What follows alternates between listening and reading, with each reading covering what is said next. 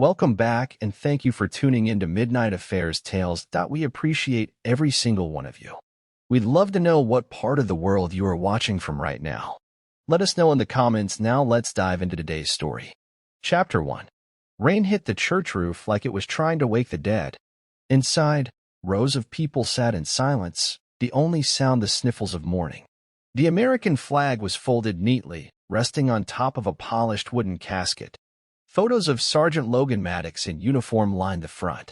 One showed him in Afghanistan, dirt on his face, hand gripping a rifle.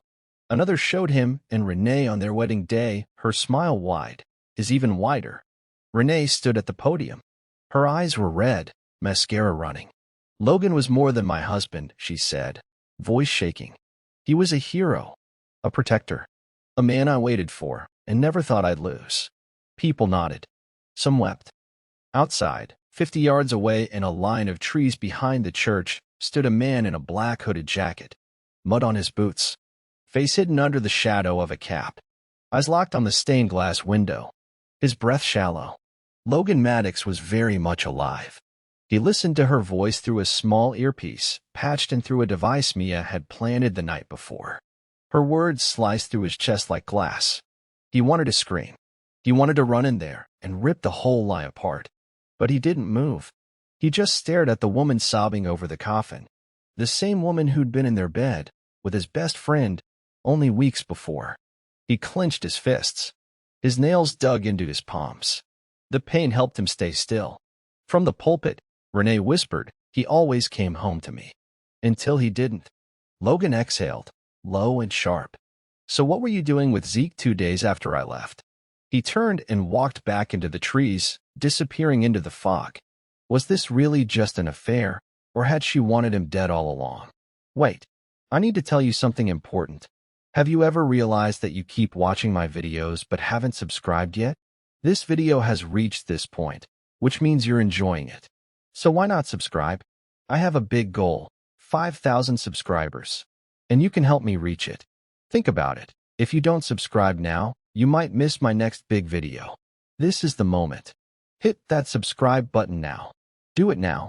And don't forget to hit the bell icon so you never miss out. I know you'll do it. And when we hit 5,000 subscribers, I have a special surprise for you. Now let's continue story. The footage started with a loud pop, then silence, then grainy, flickering light. Logan squinted at the screen. The motel Wi-Fi sucked, but he needed to see it. He hit play again. A hotel room. Dim lighting. A familiar laugh. Then her voice. "Don't forget to lock the door. I don't need nosy neighbors." "Renee?" Logan's throat closed up. She stepped into the frame in a tight red dress, the one he bought her on their last anniversary. The camera was shaky, like it had been recorded from someone's coat pocket or a hidden bag. She sat on the bed, kicked off her heels, and opened a bottle of wine. Then Zeke walked in. Logan froze. Zeke Holloway. His best friend. His brother in arms. The man who held the damn flag at their wedding. Now pulling off his shirt like this was just a normal Tuesday. "You think he suspects anything?" Zeke asked, grinning. "Logan." Renee scoffed. "He barely looks at me anymore. He cares more about his missions than me." The room spun. Logan had trusted both of them with his life. And now they were laughing about how blind he'd been. He hit pause and sat back, hands trembling. The file had come from an unmarked envelope left at his base quarters. No name, no note, just a USB drive. At first, he thought it was some prank or spam. Now he knew it was the truth. His hand hovered over his phone. He could call her. Demand answers. Go home. Wreck everything. But another voice whispered inside him, "No. Don't confront. Don't scream. Don't even cry. Make them pay." That night, Logan didn't sleep. He wrote a name in a notebook. Just one. Renee. Then another, right under it. Zeke. And then he started planning his death. Faking your death isn't something they teach you in basic training. But Logan wasn't basic. By the time he was 22, he'd already served in 2 war zones. Recon, Black Ops, extraction missions. Disappearing came naturally to him. What he needed now was a way to vanish with purpose. He made the call at 2:03 a.m. secure line, a number only 3 people in the world had. Maddox, the voice answered. Jesus. You're supposed to be on transport to Ramstein. I need a favor, Logan said. A big one. There was a pause. How bad? Logan glanced at the notebook in front of him. Red ink circled around the names. A hand-drawn map of Rockford Springs. Photos printed from the USB, marked and dated. Betrayal level bad, he said flatly. You want out? No, Logan replied. I want them to think I'm out. Permanently. The plan took a week. An unconfirmed bombing run near their last op site gave them the perfect cover. Logan's tag and some blood were found in debris. No body. Just enough to file Kia. His commander pulled strings. The report was filed quietly. When news reached Rockford Springs, Renee posted a black square to her social media. Heartbroken. I'll love you forever. She added a broken heart emoji. Logan stared at that post for a long time. Mia came in that night, holding a burner phone. You sure about this? She asked. No, Logan replied. But I'm sure about what she did. He erased all digital traces, cleared his accounts, killed his phone. By sunrise, Logan Maddox was officially dead. He walked away from the base with a duffel bag, a fake ID, and one mission: make them feel everything they made him feel. The living room was staged perfectly, candles flickering, photo albums laid out. A framed picture of Logan in uniform centered on the fireplace. Renee wore all black again, this time a sleek dress that hugged her too tightly for mourning. You okay? Zeke asked, pouring her another glass of wine. I'm tired of pretending, she said, sitting on the arm of the couch. This house is full of ghosts. Outside, across the street, Logan adjusted the zoom on his thermal drone feed from inside the rental car. Mia sat beside him, eyes on the laptop. There, Logan said. See the hand on her thigh? Got it. Recording now. Zeke leaned in and kissed Renee. She kissed him back, slow, like it wasn't the first time. She pulled away to sip her wine and smirked. I can't believe how easy it was, she whispered. One drone strike and poof. Free. Logan's stomach turned. Zeke chuckled. If he could see us now, oh, he'd kill us both. You have no idea. Inside the car, Logan's hand clenched into a fist. He wasn't angry at just the cheating anymore. It was the calmness with which they did it. The comfort. The zero shame. This isn't an affair, Mia said, watching the feed. This is a damn partnership. Logan said nothing. He just stared, burned the image into his memory, and hit save on the feed. The town thought they were comforting a widow. But behind drawn curtains, she was planning her next chapter. How long had this been going on? And how far were they willing to go to make sure he never came back? The Maddox house looked the same from the outside. Neat lawn, mailbox straight, flagpole upright. No one knew the inside had become a war zone of betrayal. Logan waited until Renee and Zeke left that afternoon. Mia disabled the security system in under 30 seconds. You really think there's something in there worth risking prison? She asked. I think there's something in there worth risking everything. They stepped inside. The air smelled like citrus and fabric softener. Too clean. Too fake. In the bedroom, Logan opened his old closet. Nothing of his was left. No boots. No uniforms. Only Renee's dresses. The one she wore on their honeymoon was still hanging right beside a suit he'd never seen before. Zeke's. Mia worked fast, motion-triggered cams in the vents, mic under the nightstand, a wireless backup drive installed behind the TV. Logan stood at the window, staring at the mirror where Renee used to do her makeup every morning. He remembered her brushing her hair, humming. He remembered believing it was love. How long do we watch them? Mia asked, wrapping up. Until they hang themselves. That night, Renee and Zeke returned.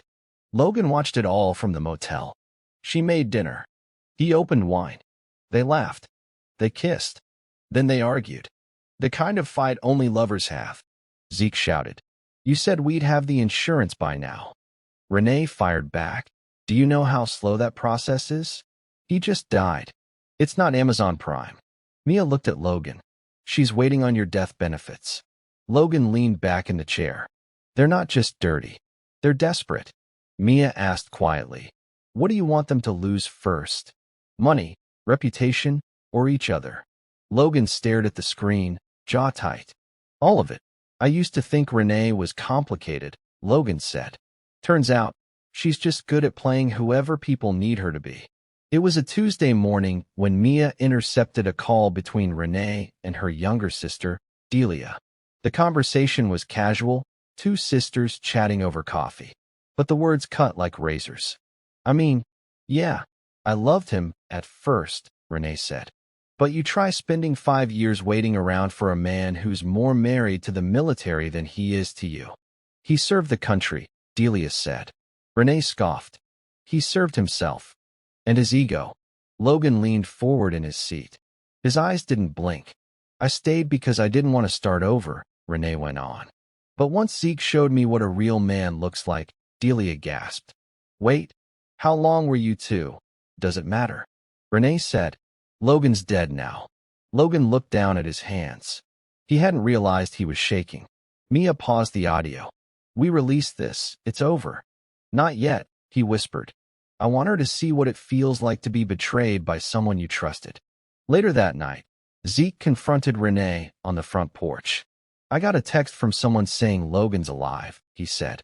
Renee laughed. He's not. That's just someone screwing with you. Then why was his watch in your glove box? She paused. Her eyes narrowed. Logan watched from the parked car across the street. He had planted the watch there that morning.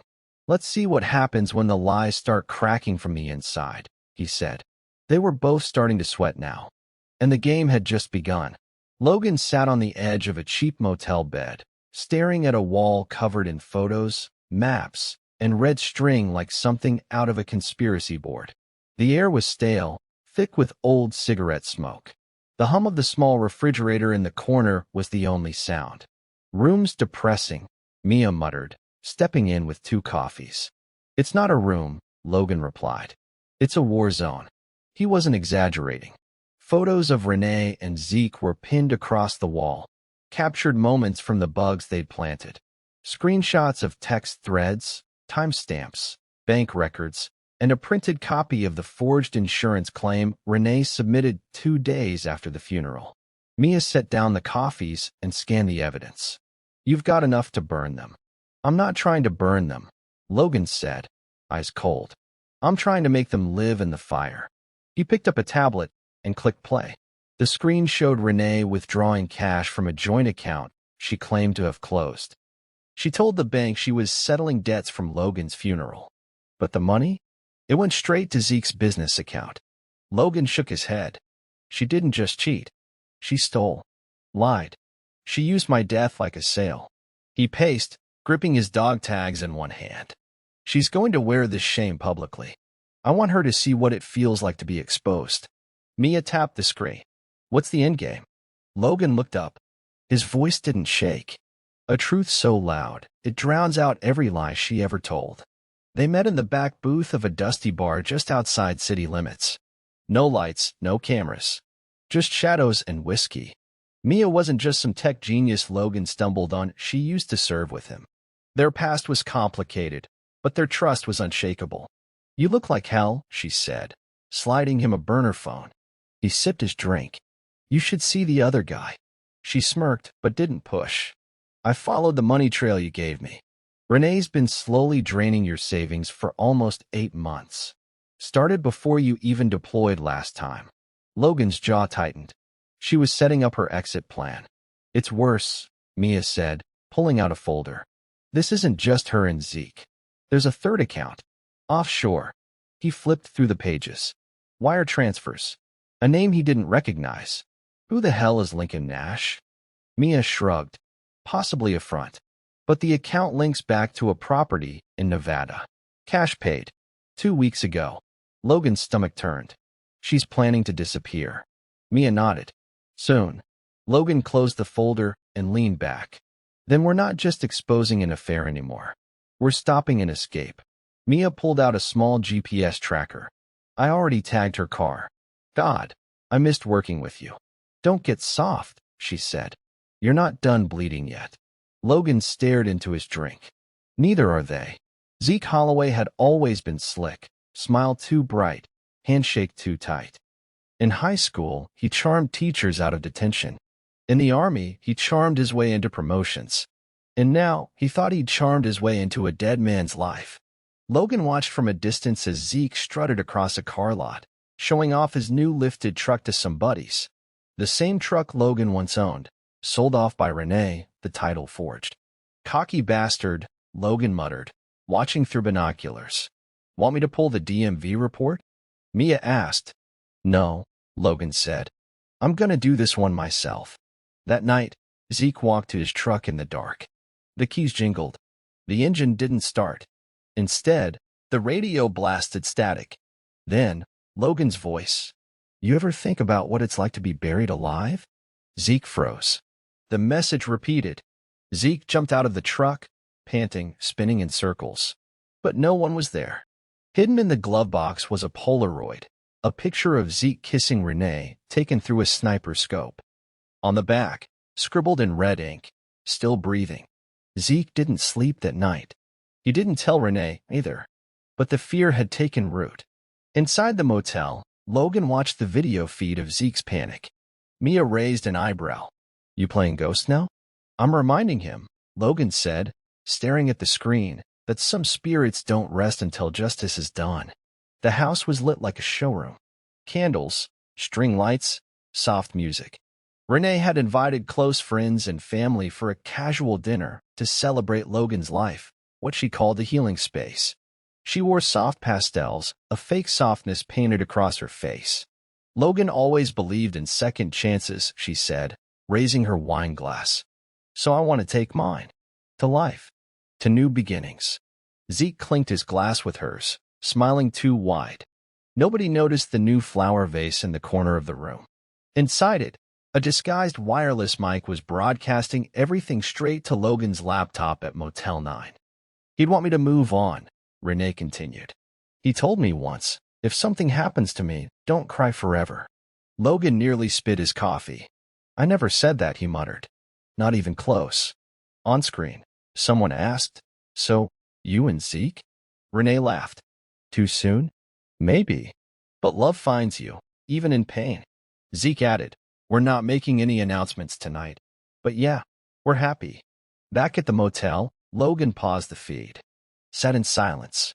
"I used to think I was mourning my wife," he said. Mia looked up. "And?" Logan blinked slowly. "Turns out, she died a long time ago." Zeke hadn't been sleeping. Every time he closed his eyes, he saw that Polaroid. The one with the sniper frame around his face. The red ink on the back still echoed in his skull, still breathing. At first, he told himself it was a prank. Someone trying to mess with him. But the voice in the truck, the camera angle, the watch Renee couldn't explain in her glove box. Something was off. Zeke started watching the news, scrolling online forums, checking obituaries. He even searched faked military deaths on Reddit. One night, Renee found him sitting on the edge of the bed, staring at his phone. "You okay?" she asked. He flinched. "Do you think he's dead?" "What?" "Logan. Do you think he's really dead?" Renee stared at him like he'd grown a second head. "Of course he's dead. We had a funeral. You saw the flag. The folded one they handed me, remember that?" Zeke didn't answer. He just kept scrolling. The next day, he called a guy he knew from his military days. "Off the record," he said, "how hard would it be to fake a death?" His buddy didn't laugh. "Depends who you know. Depends what you're trying to hide." Zeke hung up, drenched in sweat. Back at the motel, Mia saw the tracker on Zeke's phone. "He's Googling you now." Logan didn't look up.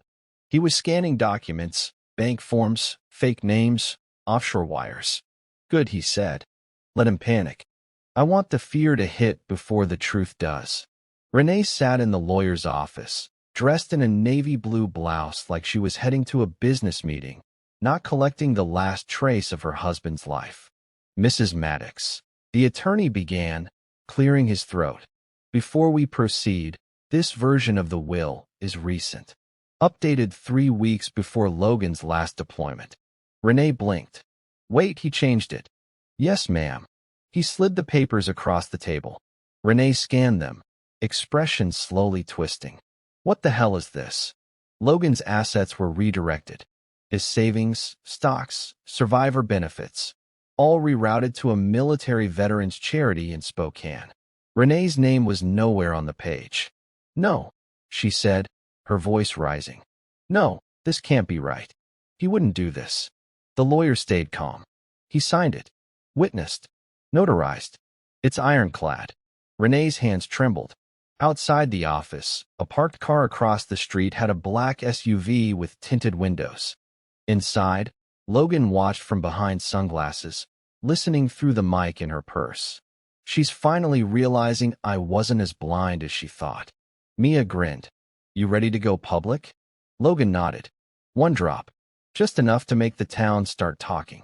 That night, an anonymous clip hit Reddit. Just 30 seconds. Zeke and Renee. In bed. Laughing. Kissing. Timestamped. 5 days after Logan's funeral. The audio caption, "Love lives. But so do I." The post started climbing. Fast. And now, to you reading this part right now. Yeah. You. What city are you watching this story from? Drop it in the comments below. No shame. We're keeping receipts from every zip code. Let's see where the truth's landing tonight. Because this is just the start. The house smelled like lavender and fabric softener. Logan remembered that night down to the minute. One last dinner before deployment. One last drink. One last kiss. She hadn't touched her wine. Renee moved through the house like a woman rehearsing a role, smiling when he looked at her, turning away when he didn't. "You okay?" he'd asked. "I just hate goodbyes," she said, eyes distant. He believed her. Now, in the motel, he rewatched footage from that night. The ring cam had caught something he hadn't noticed before: Zeke's truck driving past the house 15 minutes after Logan left. Mia stood behind him. He was circling. "Waiting for me to be gone," Logan whispered. The flashbacks came hard. Her pulling away from his hug. Her eyes not meeting his. The ring on her finger twisted, loose, like she wanted it off. He'd chalked it up to nerves. "I was such an idiot," Logan muttered. "No," Mia said. "You were in love." Logan didn't answer. He couldn't. He just stared at the frozen image on the screen, Renee waving goodbye, that half smile on her face, her hand already slipping from his. Mia knocked on the neighbor's door with a plate of cookies and a story about a lost cat. The old woman, nosy and sweet, invited her in without hesitation. Within 20 minutes, Mia walked out with a USB full of ring cam footage. Logan loaded it up that night. There it was, day before his deployment. He left at 5:12 p.m. Zeke entered at 5:26. By 5:43, the porch light flicked off. The affair hadn't started after he deployed. It was already happening, right under his roof, while he was still living there. Logan's hand shook on the mouse. He gritted his teeth. She waited for me to leave so she could open the door. Mia watched him, her voice low. "You're still breathing. That's your power." He stood, silent, still. "This isn't just about revenge anymore," Logan said. "No." He turned to her. "This is about the truth. And truth has a longer memory than any love. Sometimes people reveal the truth when they think no one's listening." Renee had too much wine. She called her friend Liz, put her on speaker while she walked around the kitchen barefoot. "He was a good man," Renee said. "But that doesn't mean I was happy." Liz mumbled something from the other end. "No, I didn't plan it. Not at first. But Zeke made me feel seen. Logan made me feel lonely. Like I was just furniture in his perfect little soldier life." Mia recorded every word. Then Renee said something that made Logan stop breathing. "I waited for him to die. Now I get to live." The line hit harder than any bullet Logan had ever taken. "She said it," Mia whispered. "On tape." Logan stared at the waveform on the laptop. The sound of her voice. So casual. So cruel. "We dropped that clip," Mia said, "and it's over." Logan didn't speak for a full minute. Then he leaned forward. "Not yet." "Why not?" He looked her in the eyes. "Because I want her to feel safe one more time. Happy. Celebrated." He closed the laptop slowly. "And then I want to take everything." It started with a post. A short, blurry clip. 30 seconds. No names. No faces. Just enough to spark doubt. Zeke and Renee, side by side in bed. Her laugh unmistakable, his hand brushing her thigh. Timestamped 5 days after Logan's death. Caption: Widow? Or just free early? Reddit ate it up. Hundreds of comments. Then thousands. She moved on fast. Who's the guy? Is this even real? Back in Rockford Springs, Renee's phone buzzed nonstop. She ignored it at first, thought it was spam. Then her friend Liz called. Hey, have you seen this video? What video? It's online. You and Zeke. Someone's leaking stuff. Renee froze. She ran to her laptop, typed Renee Maddox Reddit into the search bar. And there it was. A thread titled, Dead Husband. Live Boyfriend. Fast Widow. Her stomach flipped. At the motel, Logan leaned back in his chair, watching it all happen live. They're panicking. Mia watched the thread explode in real time. This'll go viral in town by tomorrow. Logan didn't smile. He didn't gloat. He just whispered, this is how it begins. Zeke was always a light sleeper. So when he heard the pop outside, he jumped up fast. The truck alarm blared. He grabbed his phone, ran to the window, and saw smoke coming from under the hood. He raced outside barefoot. The front tires were slashed. The side mirror shattered. The windshield spider-webbed. On the hood, written in thick red spray paint, "You think he's gone?" Zeke spun around, panting. Nothing. Just night. Just silence. But he felt it. Eyes on him. The next morning, he tried to report it. The cops filed a report. Vandalism. But there were no prints, no footage. Nothing to trace. And that was the point. It wasn't about being caught. It was about being watched. Back at the motel, Logan sat in silence. That was risky, Mia said. He needed to feel it. Zeke didn't come home for 2 days. He booked a hotel in a neighboring town. Renee called him over and over. Just answer me, Zeke. What is going on? But Zeke had stopped trusting her too. Logan watched them unravel from different rooms. You feel that, he said. Mia nodded. They're coming apart. Renee sat across from a man named Clay Ross. He had gray hair, a weathered face, and the calm energy of someone who had seen everything and learned how to fake care. I don't want this getting out of control, she said. It's harassment. Someone's stalking me. I need answers. Clay nodded. Any enemies? Someone you or your boyfriend might have crossed. Renee hesitated. No, not really. Clay opened a small notebook. You sure? Nobody left out in the cold? No jealous exes? Business deals gone bad. She narrowed her eyes. Why does that matter?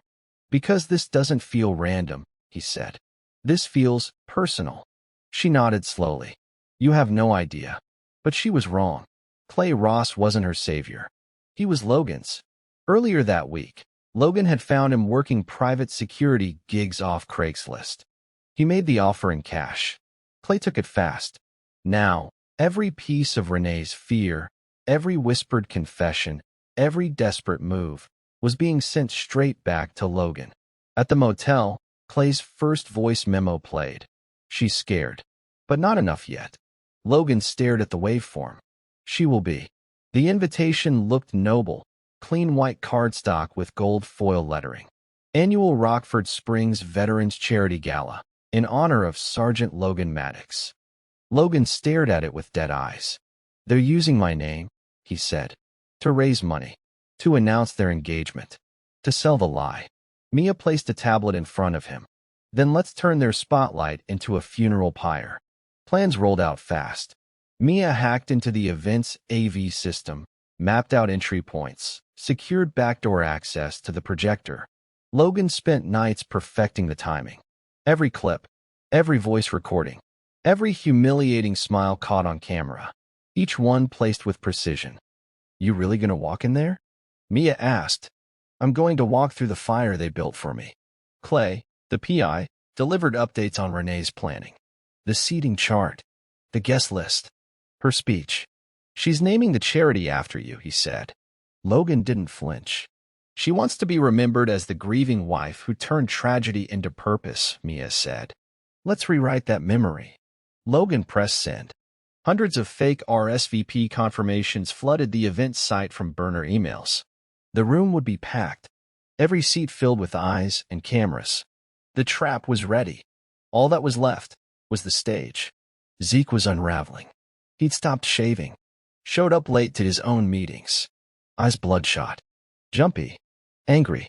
"I'm telling you," he snapped at Renee, "this isn't over. He's not dead. He is." Stop spiraling. Then explain the photo, the truck, the voice in the damn radio. Renee shook her head, her voice low. "We need to get through this gala. After that, we disappear. You, me, the new account, the house in Nevada." But Zeke wasn't listening anymore. Logan, watching through Clay's latest mic feed, leaned in. "They're cracking." Mia flipped through the footage. "We dropped the projector bomb after her speech?" "No," Logan said. "During." He picked up the worn wedding photo they used at the funeral, the one of him in uniform, smiling beside Renee. He lit it with a match and dropped it into the motel sink. "You gave them a fake funeral?" Mia said.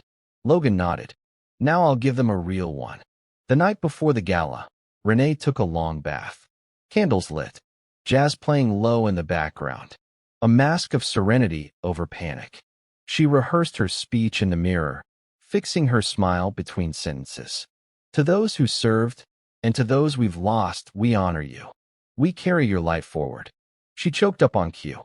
Zeke watched from the hallway, gripping a glass of whiskey. "I don't think I can do this," he said.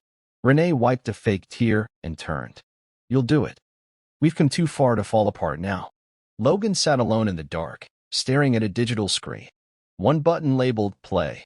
His finger hovered over it. He didn't sleep that night. Instead, he replayed old voicemails. Renee's voice saying she loved him. Her saying, "Be safe out there."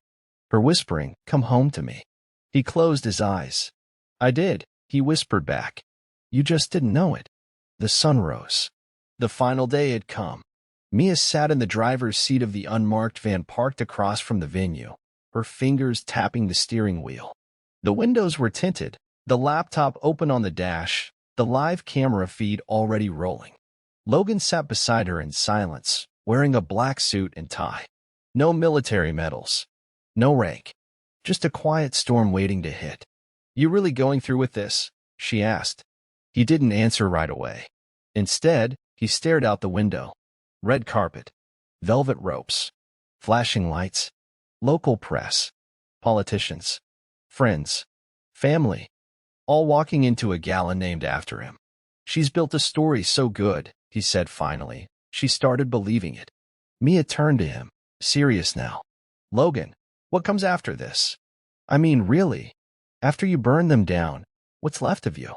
He didn't look at her. "Truth," he said, "and maybe enough silence to finally breathe." She nodded. "Once the footage starts, it can't be stopped. I'm counting on that." He reached into his small black case and pulled out a flash drive. "This goes in the AV system." Starts 5 minutes into her speech. No warning. Mia took it, hesitated, then pocketed it. "Don't get killed walking in there," she said. "The dead don't get second chances twice." Logan cracked a ghost of a smile. "I'm not the dead one anymore." Backstage, Renee adjusted her earrings in front of the mirror. Her dress shimmered silver, her makeup flawless. She had never looked more polished, more fake. "Babe," Zeke said, poking his head in. "Place is packed. You ready?" "I was born ready." She stood, checked her lipstick one more time, and practiced her smile. "To all who served," she whispered, placing her hand over her heart. "To all we've lost," she wiped away an invisible tear. "I'm a widow, a fighter, a woman who rose from heartbreak." The door creaked behind her. She spun around. Nobody. She stared at the open hallway. Empty. Cold. She rubbed her arms. Zeke walked in, fixing his collar. "We pull this off. We leave Monday morning. Start fresh." "We will," she said. "After tonight, they'll never question our love again." They walked out together, hand in hand. Neither of them saw the small blinking light tucked behind the curtains. The camera was live. Logan was watching. Mia patched him in from the van. "They're heading to the stage. You ready?"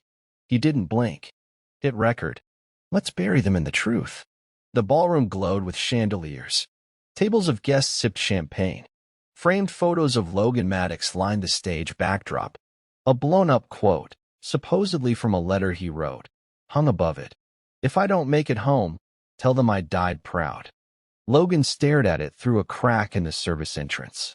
He never wrote those words. Renee stepped on stage. Her heels echoed on the floor. The crowd quieted. Zeke stood to the side, hands folded, smile painted on tight. She adjusted the mic, took a breath. "Thank you all for being here," she began.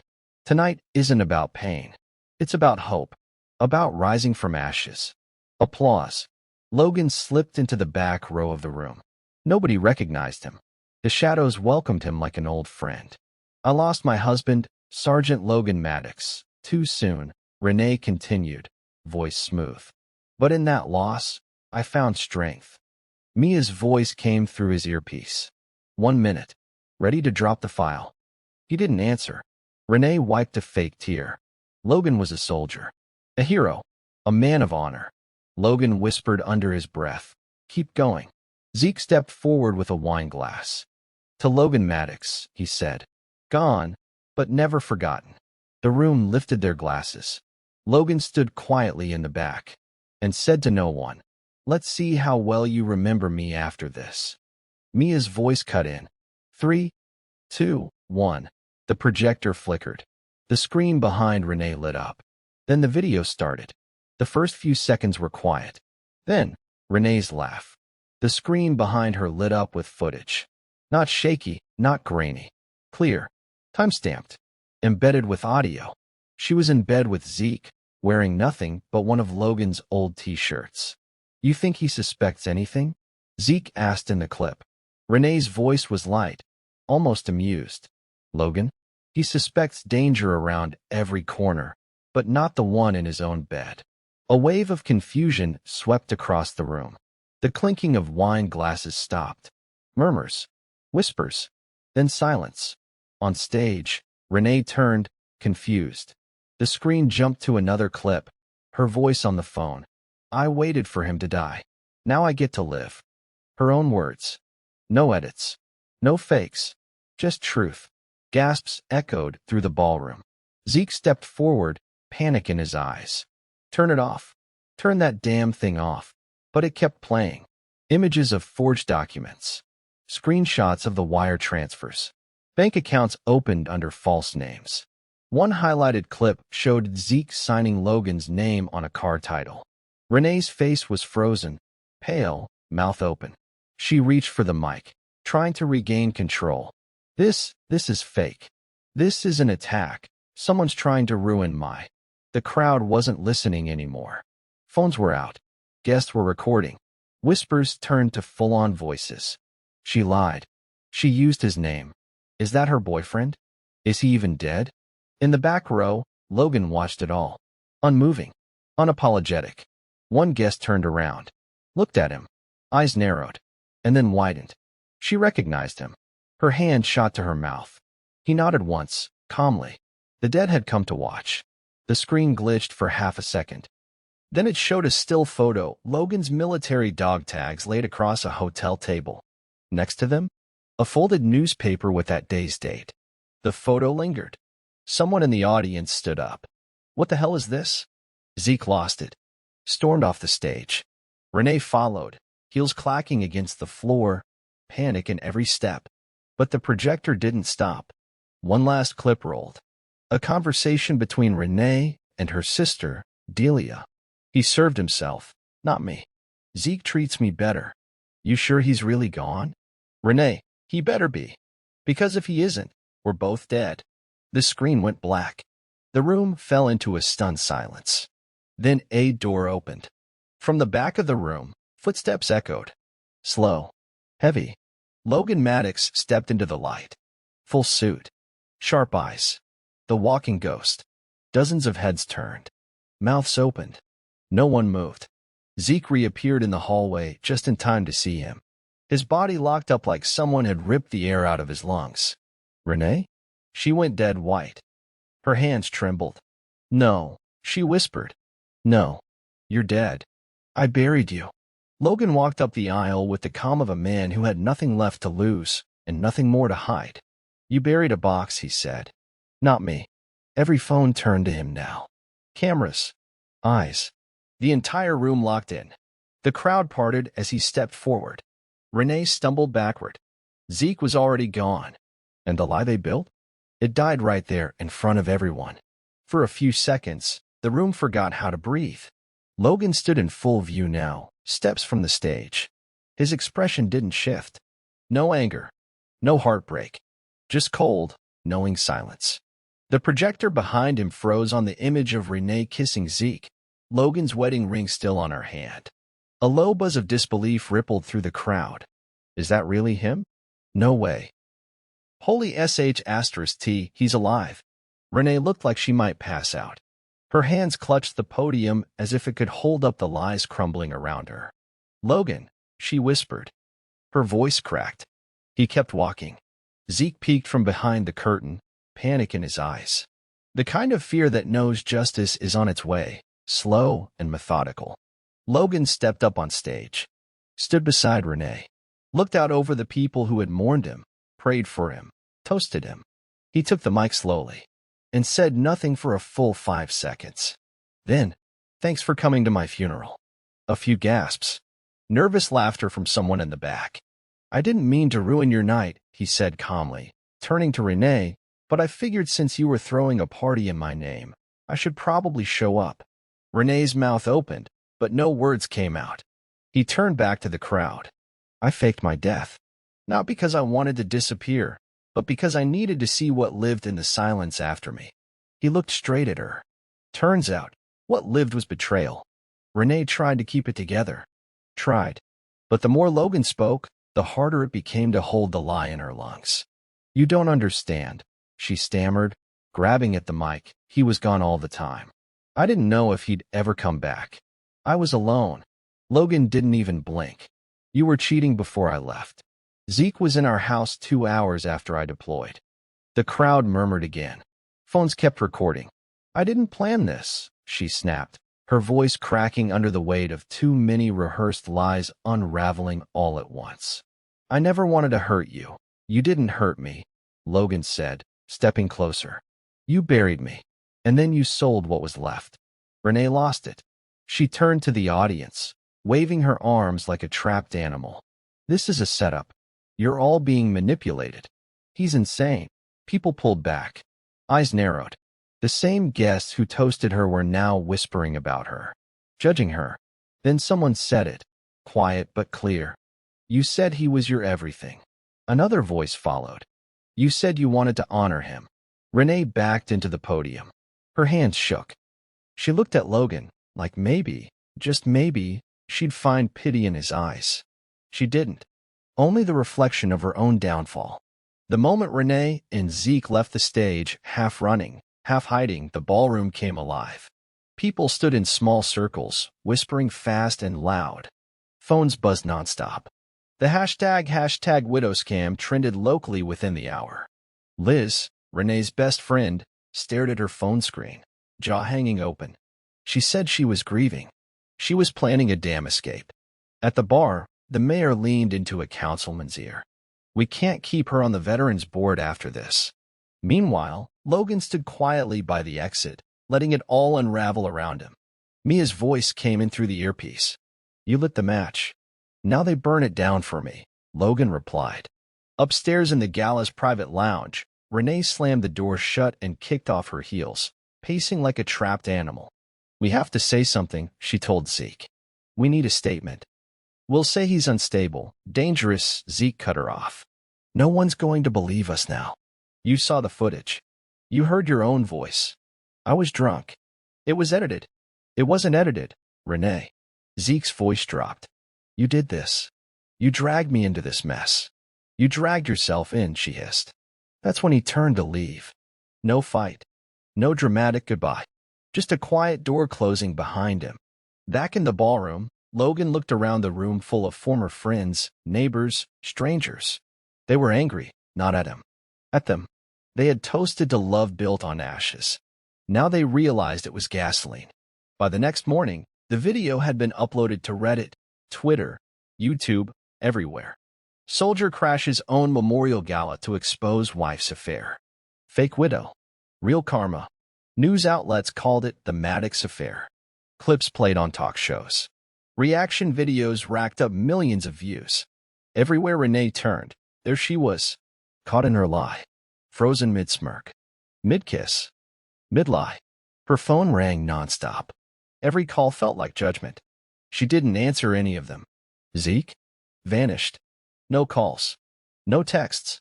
No defense. People stopped answering her emails. Her boss requested a meeting to discuss public image. Her gym revoked her membership. A charity board removed her overnight. Renee sat at her kitchen table in silence, the only sound her phone vibrating endlessly across the wood. Logan watched it all unfold from a motel 2 counties away. Mia set down a newspaper. You won. She lost everything. He didn't smile. Didn't gloat. Just stared at the wall. She hasn't lost enough, he said quietly. She lost her reputation. Her job. Her life. Logan shook his head. She still has her freedom. Mia raised an eyebrow. So what's next? He looked down at a folder in his lap. Inside, bank statements, forged signatures, proof of insurance fraud, and Renee's name all over it. She used a dead man to commit a crime, Logan said. Then he looked up at Mia. And now that man's alive to testify. The office was cold. Concrete walls. Metal chairs. A ceiling fan that buzzed just enough to be annoying. Logan sat across from 2 federal investigators in plain suits, laying out every piece of documentation Mia had helped him collect. Bank transfers. Signed checks. False death claim forms. A list of offshore accounts. One of them opened just 2 days after his funeral. The older agent, a man named Calloway, flipped through the papers. You sure this is everything? Every dollar, Logan said. Every forged signature. Every lie. Calloway paused at one page. This one shows a transfer from a charity account, your charity account, to an LLC in Nevada. She used my name, a dead man's name, took donations made in my honor, and moved them to a property account. Calloway glanced at the other agent, then nodded. That's enough to open a fraud investigation. Let me be clear, Logan said. This isn't about revenge anymore. This is about her using my casket as a cash grab. We'll handle it from here. Logan stood. No offense, he said, but I'll believe it when I see handcuffs. She answered the door in a robe, hair tied up, eyes puffy from no sleep. Can I help? 2 federal agents stepped forward. One flashed a badge. Renee Maddox? She blinked. Yes? You're under arrest for insurance fraud, identity misuse, and falsifying a federal death benefits claim. The neighbors watched from across the street as she was walked down the steps in cuffs. Someone filmed. Within minutes, it hit the internet. Fake widow gets real charges. At the federal building, she sat in a stark white room, wrists chained to the table, cold metal under her palms. She looked up when the door opened, and her face dropped. Logan walked in. Suit, clean-shaven, calm. He sat across from her. No glass between them. Just time. You really did it, she said, barely a whisper. No, Logan replied. You did. Renee leaned in, eyes hard. This isn't over. It is for you. She narrowed her eyes. You wanted to destroy me. Was it worth it? He leaned in just slightly. Quiet. Direct. I didn't destroy you, Renee. I just showed them who you were. The agent stepped in. Conversation over. Logan stood and walked out without looking back. He didn't have to. The sign outside the Rockford Springs Cafe used to read Welcome Renee's fundraiser brunch in honor of Sergeant Maddox. Now, it was gone. Scraped off. Repainted. Erased like it had never existed. Inside, people whispered when her name came up.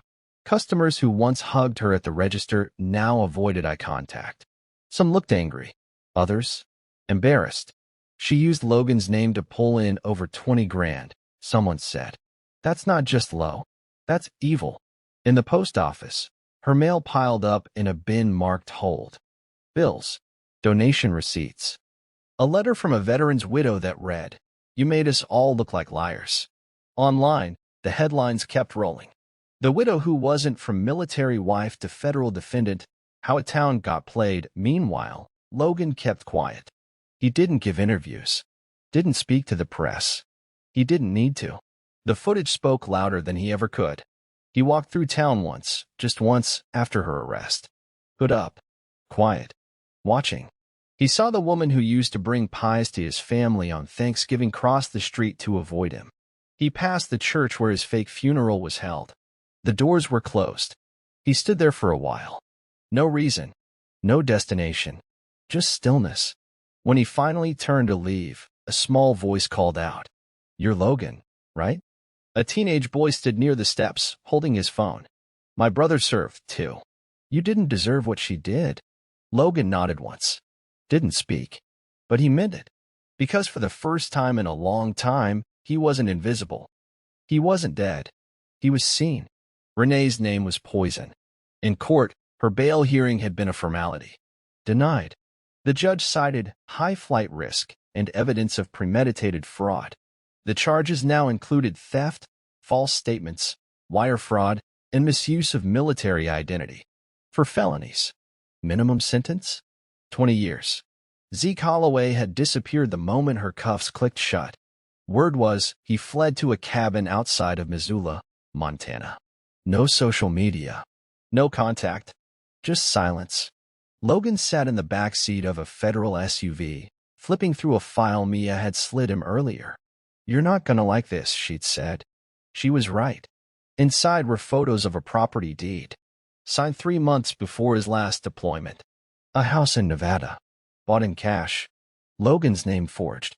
Renee listed as surviving spouse. "How deep was she planning this?" he muttered. "She built a new life before you were gone," Mia replied. She just waited for the paperwork to catch up. The final page in the file showed an account summary.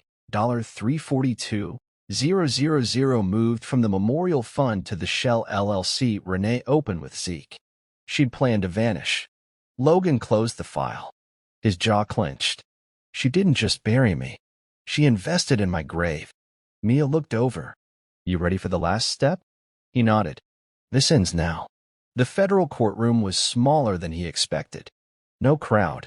No press. Just polished wood, cold air, and the sound of a ticking clock. Renee sat at the defense table in a tan prison jumper, eyes sunken, wrists cuffed. She looked smaller now, shrunk by consequence. She didn't lift her head when Logan walked in. He took the stand with steady steps, swore in, sat down. The prosecutor approached. "Sergeant Maddox, can you confirm that the woman sitting at this table is Renee Maddox?" Logan nodded. "Yes, my ex-wife." "Can you describe her actions following the announcement of your death?" Logan didn't blink. "She filed for military death benefits within 72 hours. She claimed money from memorial donations. She transferred funds to a private account under a fake business." He held up a photo, his dog tags, laid on a hotel table with a current newspaper. "I was alive, and she knew it was possible I could return. She just didn't care." Renee finally looked at him. "I made a mistake," she said, barely audible. "I didn't know how to survive without you." "You didn't know," Logan replied. "You just chose Zeke instead." She turned away. The judge scribbled notes. Logan stood, looked down at the woman who once called him hero, then walked out of the courtroom and didn't look back. Not once. The news ran the footage again. Renee Maddox sentenced to 22 years for military fraud scheme. A clip showed her being led from the courthouse in chains, head down, face blank. The crowd outside didn't scream. They didn't cheer. They just watched. Logan saw it all from the motel room couch. Volume low. Lights off.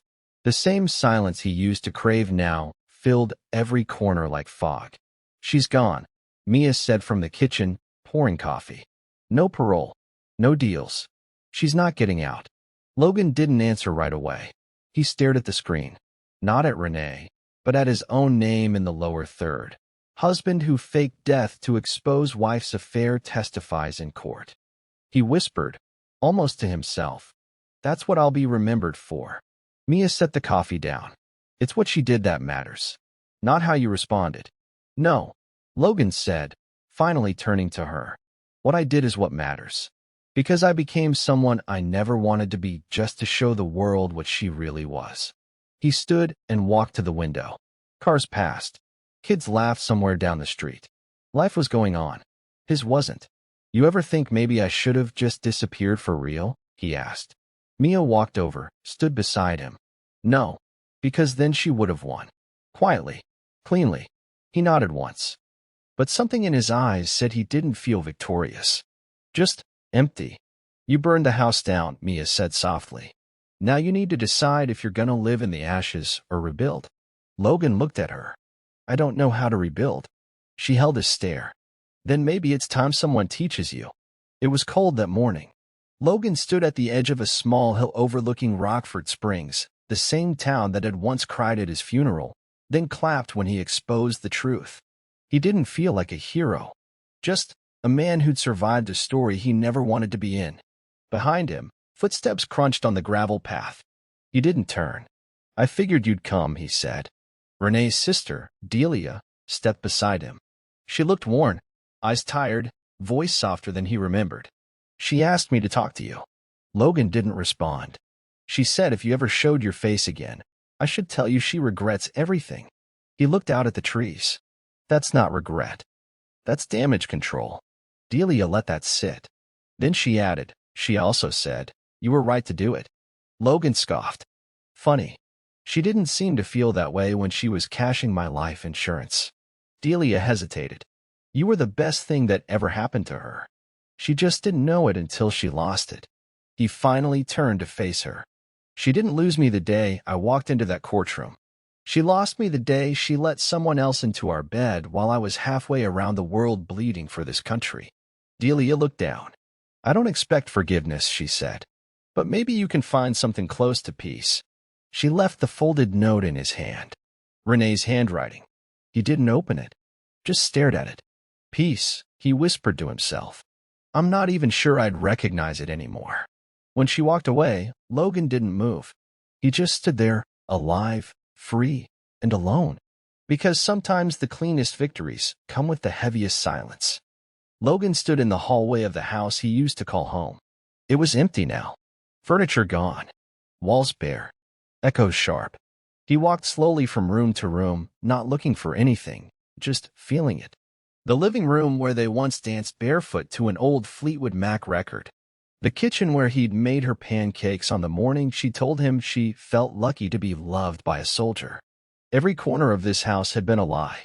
Not because it wasn't real, but because she wasn't. Logan opened the closet in the bedroom.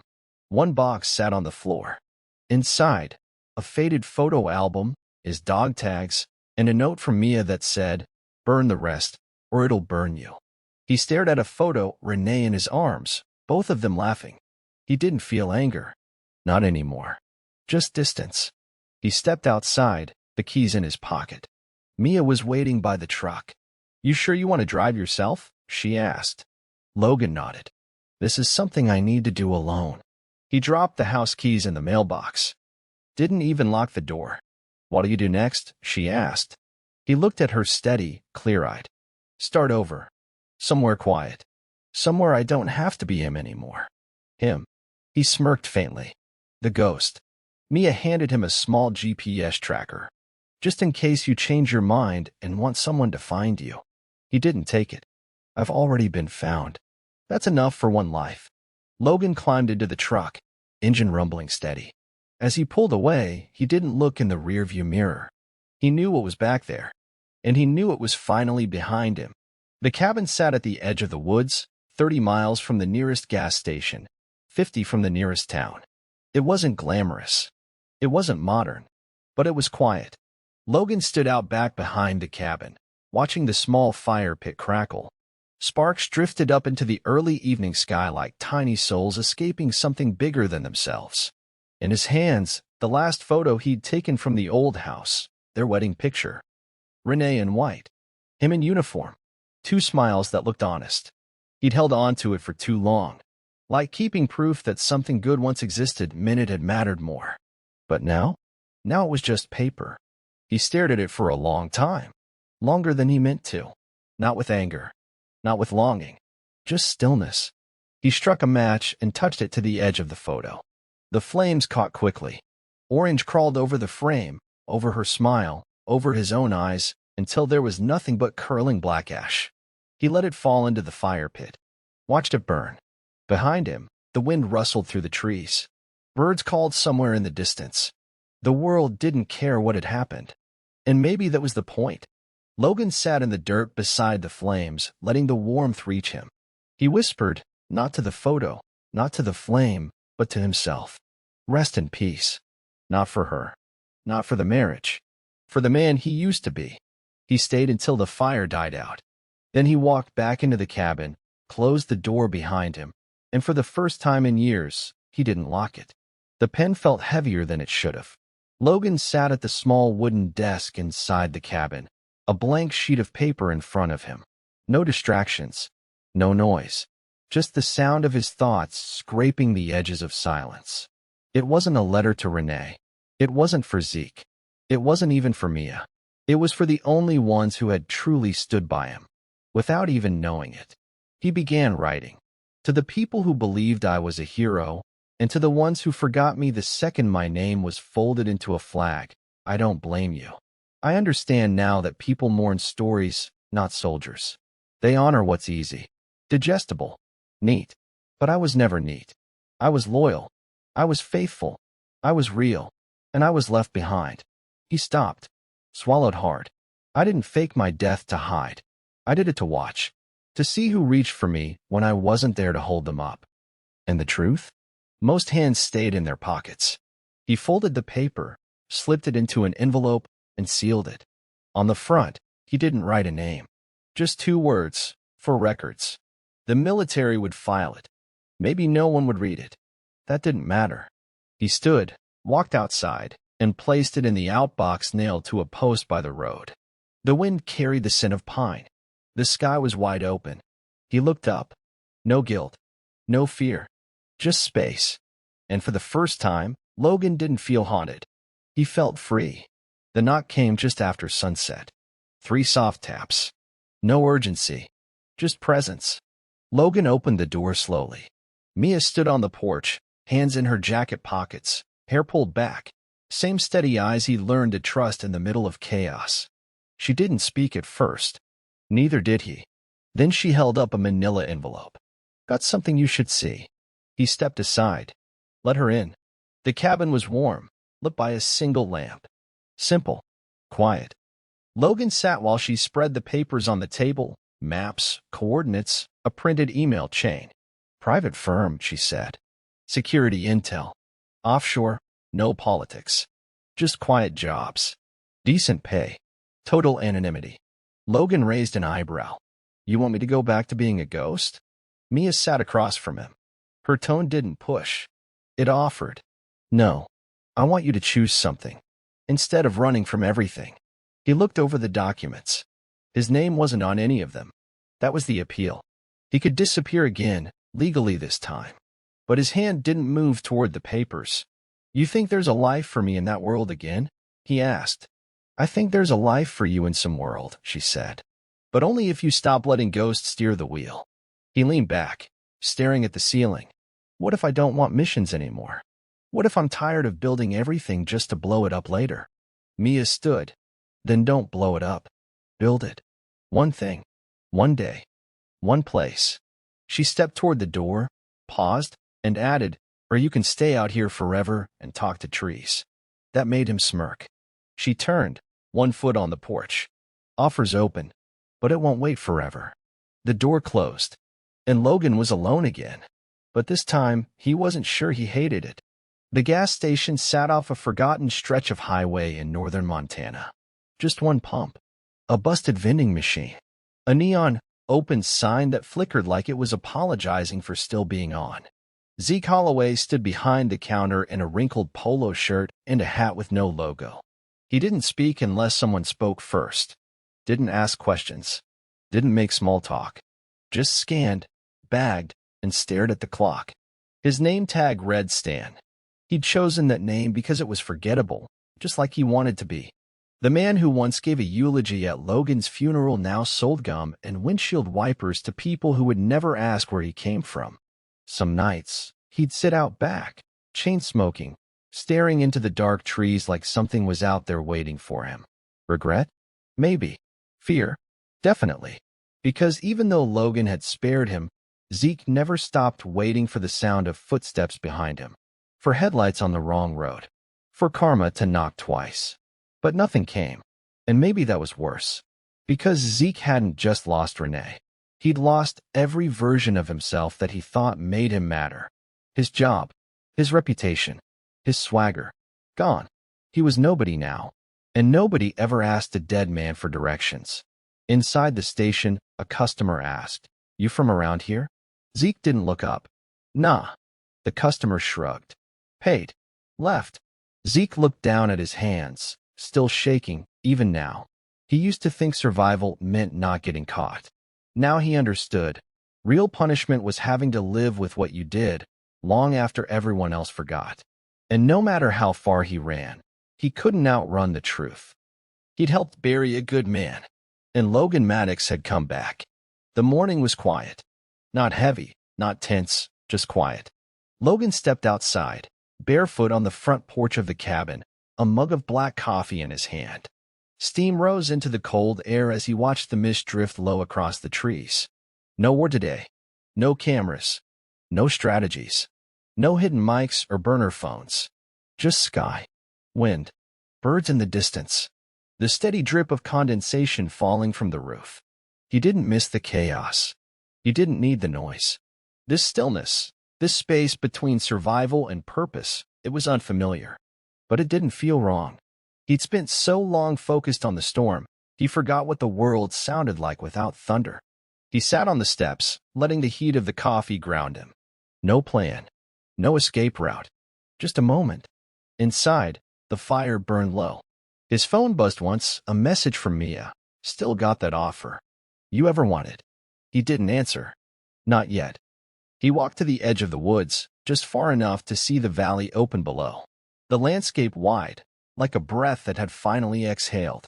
He wasn't thinking about Renee, or Zeke, or who had failed him. He was thinking about himself.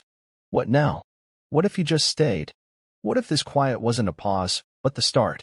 For the first time in years, the question didn't scare him. A dog barked in the distance. Someone's property nearby. He smiled, just barely. Maybe someday he'd get a dog. Maybe someday he'd fix up the cabin. Maybe he'd plant something. Grow something. Maybe peace wasn't silence. Maybe it was what you filled the silence with.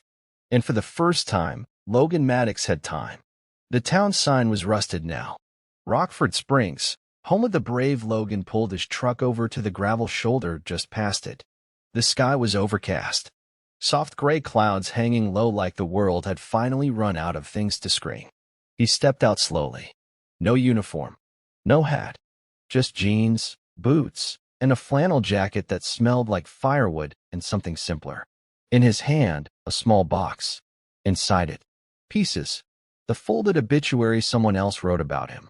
A broken watch that stopped ticking the day he died. The last letter Renee ever wrote to him. And signed, unopened. And one photo of his parents, taken before they passed. Smiling, arm in arm. Proud of the son they believed would always come home. He crouched near the base of the sign and dug into the earth with his hands. No shovel. No ceremony. Just enough room for what didn't need to be carried anymore. One by one, he placed the items inside. Then he covered the hole, patted the dirt flat, stood, and that was it. No speech. No flashback. No poetic final thought. Just a man who knew the difference between memory and weight, and was finally choosing to put one of them down. He looked back once, not at the town, at the road behind him, and then he got in the truck, turned the key, and drove. Not fast, not away, just forward. Because some stories don't end when the bad guy falls or the lies get exposed. They end when the one who was broken decides he doesn't need to carry the pieces anymore. And that's what Logan Maddox did that day. He let the war go, and he didn't take it with him. The internet moves fast. Stories burn out by noon. Truth gets buried under algorithms and noise. But some stories hit different. Some stories refuse to die. 2 weeks after Logan Maddox left Rockford Springs for good, a post went live. Reddit. Throwaway account. No name. No photos. Just a title. I watched my own funeral. Here's what I saw. The post began like a confession. Line by line, it unraveled the full timeline. How he found the USB, how he faked his death, how he returned not with a weapon, but with receipts. He didn't name her. He didn't even name himself. But he didn't have to. The story was enough. Within hours, it blew up. People reposted it on Twitter, YouTube, TikTok. Podcasts read it out loud. Therapists weighed in. Veterans left comments. Some angry, some broken, some grateful. One user wrote, "This is why you trust your instincts, even if it costs you everything." Another, "He didn't just expose her. He reminded us that not every soldier comes home to a hero's welcome. Sometimes they come home to lies." The post ended simply, "I didn't write this for sympathy. I didn't write it for attention. I wrote it because if you've ever been lied to, buried emotionally, or made to feel invisible, I want you to know you're not alone. You don't need revenge. You don't need applause. You just need your life back. And you have every right to take it."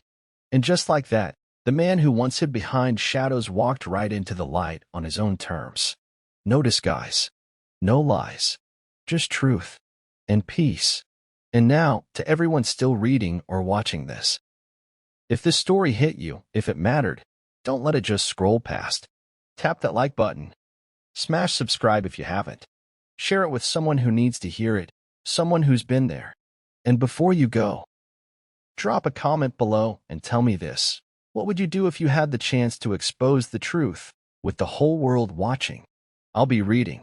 I want to know. Because someone out there needs your story next. And maybe it starts right here.